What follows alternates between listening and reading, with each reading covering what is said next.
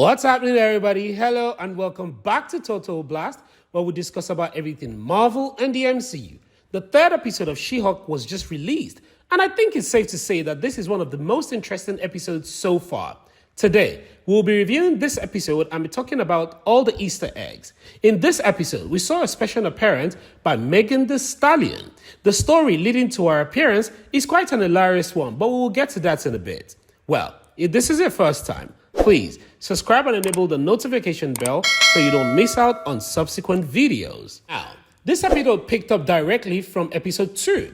After reviewing the new clip from episode 2 and finding out that Abomination broke out of prison and battled with Wong, Jen was quite disappointed and upset with Blonsky as he has jeopardized his chances of getting out of prison. It caused quite an uproar and it brought Jen so much negative vibe from the public. Now, Emil Blonsky confessed that he was forced out of prison by Wong. Now, earlier, we reported in episode 2 review that Wong could possibly be working for the government or secretly have plans, but in this episode, it doesn't look like so.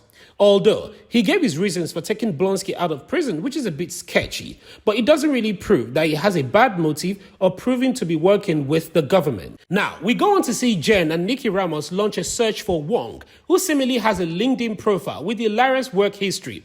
Full-time Sorcerer Supreme, former full-time librarian of Kamataj Temple in Nepal, and has been a full-time retail salesperson for Target for 9 years. While on search for Wong, we see Jen speak to the audience. She mentioned that the show isn't based upon cameos. She said that it wasn't going to be a cameo per episode. She stated how there was Bruce in episode 1, Emil Blonsky in episode 2, then Wong in episode 3, and then she looked confused as she contradicted what she just said.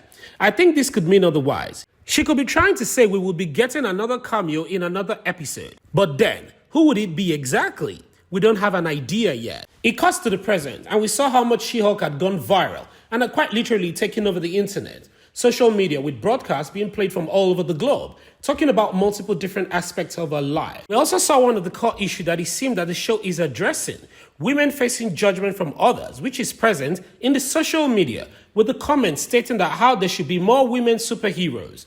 We've seen this topic being addressed in the workplace in episode 1 of the movie by Dennis. Now that we have mentioned Dennis, you remember Dennis, the lawyer we saw in episode 1 of She-Hulk who has been very condescending towards Jennifer.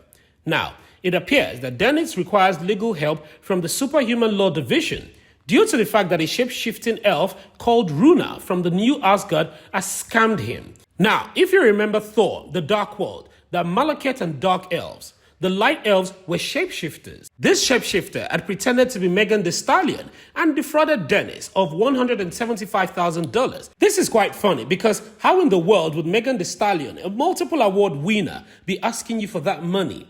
I guess only Dennis could fall for that scam. Here, we see Holloway call Jen into his office and asked her to represent Dennis, to which Dennis immediately disagrees and he says they have too much history between the both of them.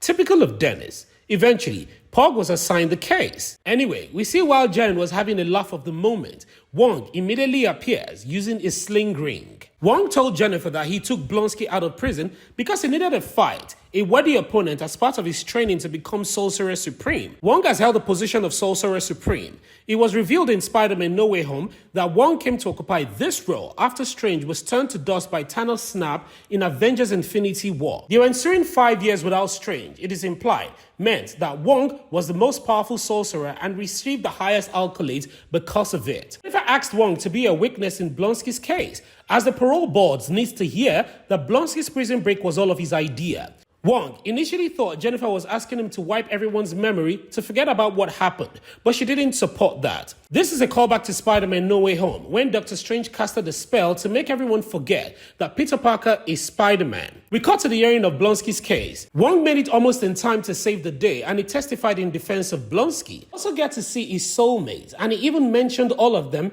by name. Blonsky also turned into Abomination at his own will, and turned back into a human, which is quite terrifying because him being Abomination will cause a major havoc. During the fight with Hawk in Harlem, it appeared as though that he wasn't in control, but now he is. We reported previously, while reviewing episode 2 of She-Hulk, that Blonsky might not be telling the truth completely about why he wants to get out of prison. He also suggested that he might probably be the main villain in She-Hulk, but it doesn't look like he'd here. Pretty much seems to be in control, unless he wants to probably take revenge on the government for incarcerating him, and that will be a major plot twist. Emil Blonsky later regained his freedom, with the condition that he will never turn to Abomination. Here, we see him thank Jen, and even offer her some advice, which she took. He told her to go onto the media to be the face and the voice of the people, rather than have people spread lies and rumors about her. With the Blonsky issue now resolved and wrapped up, we also saw that the story was focused on Dennis and the shapeshifter who was now in trial.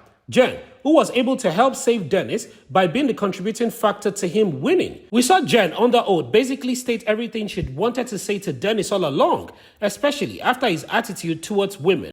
We finally see Jennifer appear as a media guest, where the reporter asked her how she came about the name She-Hulk. She went on to say an eyewitness called her that, and since then it had stuck.